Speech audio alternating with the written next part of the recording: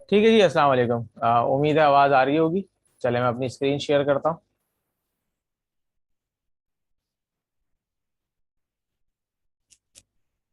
ठीक है जी, लैब 10 हमने यहाँ कर लिया, अब हम लैब 11 की तरफ जा रहे हैं। ठीक है जी, लैब 11 है अबाउट डेडलॉक्स। डेडलॉक्स जहाँ पे आपके कंकरेंसी और एक साथ मल्टीपल टास्क को एग्जीक्यूट करने के एल्गोरिदम पे आपका हार्डवेयर अमल कर रहा होता है। वहाँ पे बहुत सारे प्रोग्राम ऐसे होते हैं कि जो किसी कॉमन जगह को शेयर कर रहे होते हैं, कॉमन रिसोर्स को शेयर कर रहे होते हैं। वो रिसोर्स जो है वो मेमोरी की भी हो सकती है, वो किसी आईओ डिवाइस की हो सकती है, वो हार्ड डिस्क के अंदर हो सकती है, वो इवन सीपीयू की रिक्वायरमेंट भी हो सकती है कि मुझे सीपीयू चाहिए। तो ऐसी जगह पे जहाँ पे एक दूसरे की डिपेंडेंसी में आके काम रुक जाए उसे कहते हैं डेडलॉक। जैसे कि आपका राउंड अबाउट होते हैं, वहां आके उमूमन पाकिस्तानी माशाल्लाह गाड़ियां ऐसी फंसाते हैं बम्पर टू बम्पर कि कोई भी गाड़ी आगे या पीछे नहीं हो सकती कि ट्रैफिक का फ्लो दोबारा बहाल हो सके। ठीक है जी, तो इस तरह की सिचुएशन को हम कहते हैं डेडलॉक, जिसमें से ना कोई आगे बढ़ सकता है ना कोई पीछे बढ़ सकता है। ठीक है जी। अच्छा जी, डेडलॉक के मुख्तलिफ एल्गोरिदम्स हैं जिसको हम यहाँ सिमुलेट कर सकते हैं। यहाँ पे एक है बैंकर एल्गोरिदम। अब बैंकर एल्गोरिदम क्या कहता है?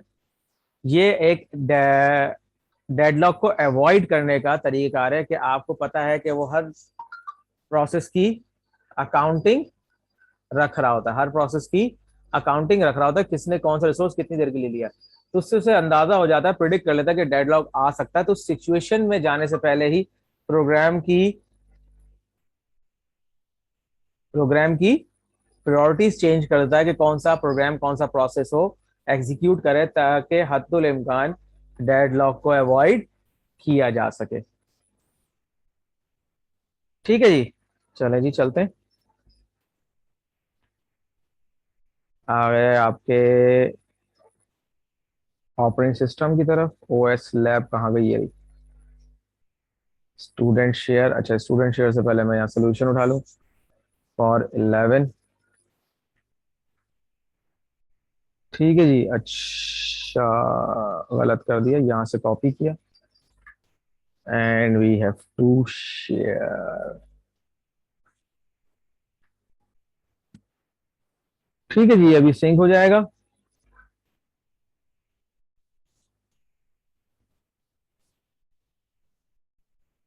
अब आपका काम यह है कि इसकी आउटपुट और इस प्रोग्राम की डिस्क्रिप्शन आपने लिखनी है।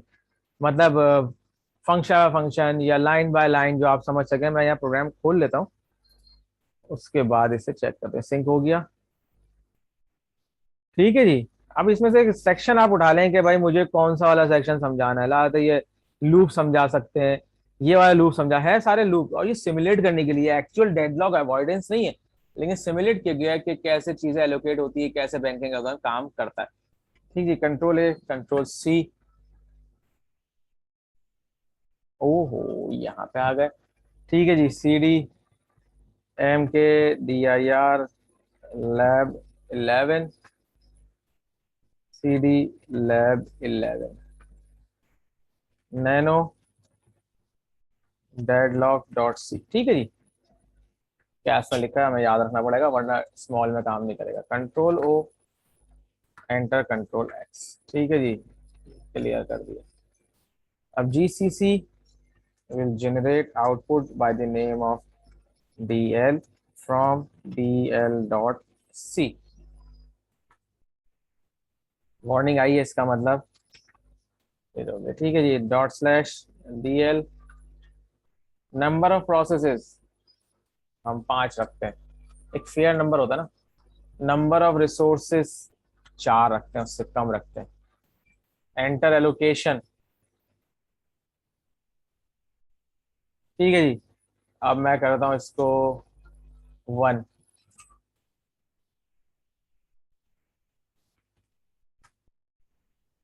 ठीक है जी, मैक्सिमम।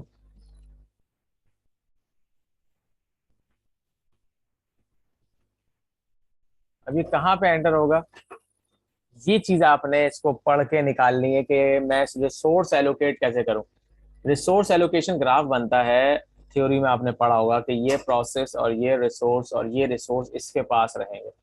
ठीक है, कितनी देर के लिए रहेंगे, ये चीज आपको थोड़ी सी इसमें देखनी पड़ेगी, जब भी आपके पास इस लैब के अंदर एक ही प्रोग्राम दिया गया। ठीक है जी, तो आप चेक कर लीजिएगा इसमें रिसोर्स एलोकेशन ग्राफ। ठीक है जी, आपको ये जो डिस्कशन दी है इससे थोड़ी बहुत हेल्प मिल जाएगी, थोड़ा टाइम लीजिए और रिसोर्स एलोकेट कीजिए, और रिसोर्स एलोकेट पहले प्रोग्राम यहाँ लिखिए। अब रिसोर्स का एलोकेट किया ये समझा दीजिएगा, चलें, और आउटपुट बताइए क्या आ रहा है। ठीक है जी, तो इससे फायदा ये हो जाएगा आपको कि आपको रिसोर्स एलोकेशन, डेडलॉक अवॉइड कैसे करना है, इन चीज़ों का थोड़ा रिवीजन मिल जाएगा, थोड़ा आपको आइडिया हो जाएगा। ठीक है जी, बस इससे ज़्यादा मैं फिलहाल इसमें नहीं बताऊंगा, क्योंकि ज़्यादातर आपको थोड़ा सा अपना इनपुट इसमें देना पड़ेगा। चाहे तो इस प्रोग्राम को आप गूगल आउट कर लीजिए, इस एल्गोरिथम गूगल आउट कर लीजिए, इसकी इनपुट कैसे देंगे, क्योंकि प्रोग्राम तो आपको मिल गया, अब सिर्फ आपने इसको एग्जीक्यूट करना है, उसकी डिस्क्रिप्शन लिखनी है और उसका आउटपुट लिखना है। तो ये चीज़ तो आप कर सकते हैं। मैंने आपको दे दिया कि आपके पास अगर फर्ज करें 5 प्रोसेसेस और 4 रिसोर्सेज हैं। ठीक है जी, तो किस वक्त कौन सा रिसोर्स किसके पास जाएगा तो डेडलॉक आ सकता है, कि होता यह है कि बाद आप प्रोसेस 2 रिसोर्स एक्वायर किए हुए होते, तीसरे की रिक्वेस्ट करते हैं और उनमें से किसी एक को भी रिलीज नहीं कर रहे होते, तो आप क्या करेंगे, म्यूचुअल एक्सक्लूजन खत्म करेंगे, बोलेंगे भाई आप मुझे एक रिसोर्स वापस करें, then I will allot you next resource to avoid deadlock. ठीक है जी, अच्छा टॉपिक है, मजेदार टॉपिक है, इसको आप गूगल आउट करें और आप फिर मुझे जमा करवाएं, ई कॉपी ही चाहिए मुझे। ठीक है जी, चलें, ये छोटी सी लैब का एक वो था, डेमो था, क्योंकि आगे तो ऐसी कोई चीज़ है नहीं इसको हम फर्दर डिस्कस कर सकें, और उसमें पहले से ही बैंकिंग एल्गोरिथम पे बात हुई हुई है। ठीक है जी, तो डेडलॉक क्या था बता दिया, रिसोर्सेज क्या होते हैं, कैसे होता है, लागत है, एक प्रोसेस यूजर बढ़ा सकता है लेकिन रिसोर्सेज बड़े लिमिटेड है। तो अगर एक प्रोसेस मल्टीपल रिसोर्स को एक्वायर करेगा तो आप डेडलॉक की तरफ जा सकते हैं, ना वो रिलीज कर रहा है और दूसरा मांग रहा है, तो ऐसा होता नहीं है, तो आपको फिर वो उस म्यूचुअल एक्सक्लूजन कंडीशन को फोर्सफुली पेंडिंग में, सही है, या कहते हैं ब्लॉक मोड में उस प्रोसेस को डालना पड़ता है कि आप बेटा थोड़ी देर के वेट करें जब तक आपके रिक्वायर्ड सारे रिसोर्सेज फ्री नहीं हो, आपको मैं एग्जीक्यूट नहीं करवाऊंगा। ये सारे काम किसका मैनेज करना, ऑपरेटिंग सिस्टम का है। ठीक है जी, चलें, और ये छोटी सी वीडियो थी, इसको करके देखिए, मुझे करके दिखाइए, फिर कोई मसला है तो मुझे बता दीजिएगा। ठीक है जी, थैंक यू वेरी मच।